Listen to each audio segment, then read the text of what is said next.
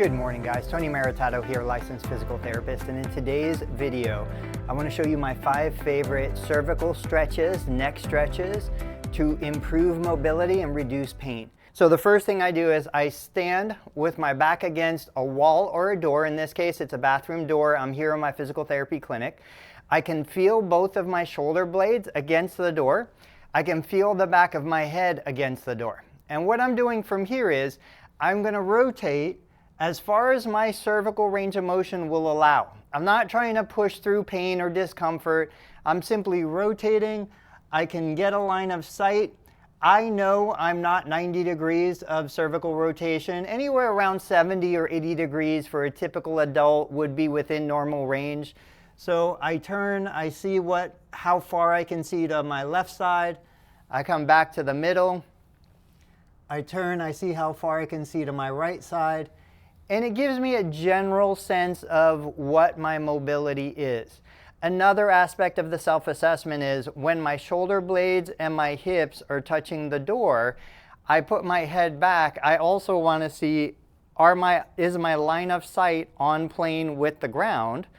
Sometimes if I've got a forward head posture, rounded shoulders, in order for me to get my head back to the wall or the door, I'm looking up at the ceiling. Well, obviously there are some cervical things that need to be addressed related to that position, but mobility assessment number 1, shoulder blades back, head back, rotate to the left, see how far you can go, rotate to the right, see how far you can go, and this is a repeatable test. You can also do this laying on a carpeted floor.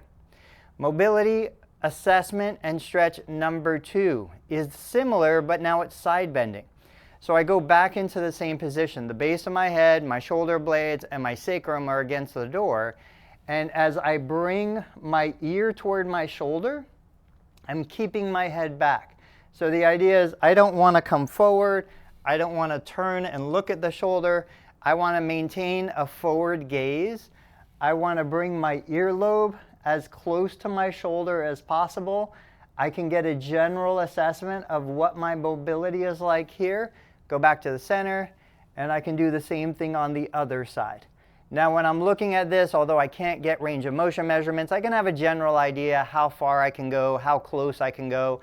If I go one way much further than I go the other way, I know that I have some restrictions in there. Number 3, now we're going to start to actually do things to increase the range of motion, to stretch the tissue. The first one is similar to the second exercise. I put my head back, my shoulder blades, my sacrum. I lean to one side, so I get a sense for how far to my left I can lean my head. But then what I do with my right hand is I actively try to depress. I try to slide my shoulder blade down because I'm using the musculature that glides the shoulder blade and the shoulder inferior. And what happens is as soon as I start to press down like I'm reaching down toward the floor, I can immediately feel a big nerve stretch. The nerve stretch feels different than a muscle stretch.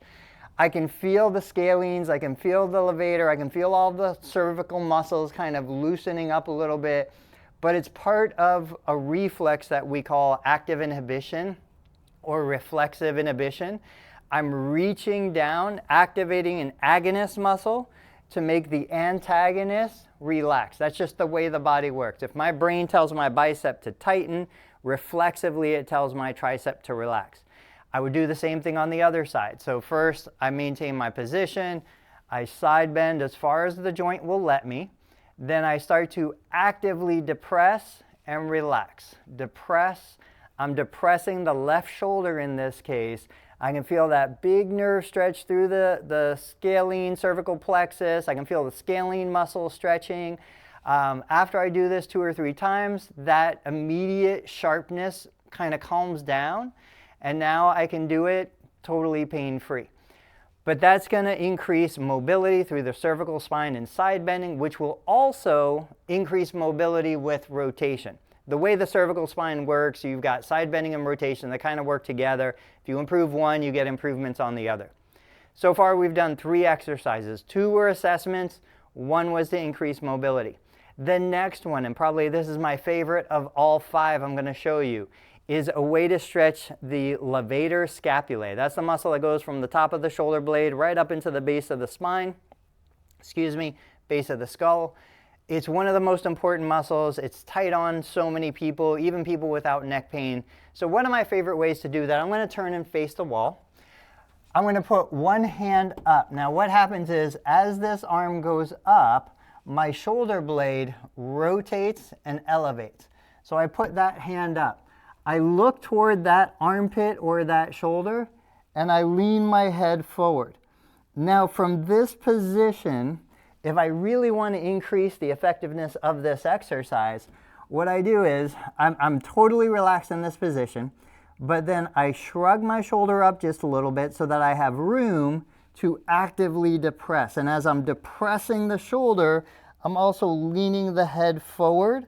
So I'm lining up that muscle, stretching it from both ends. I can do it in this position. I can do it in this position. But the main thing is that we have the active depression and forward flexion while I'm turning, looking at that shoulder.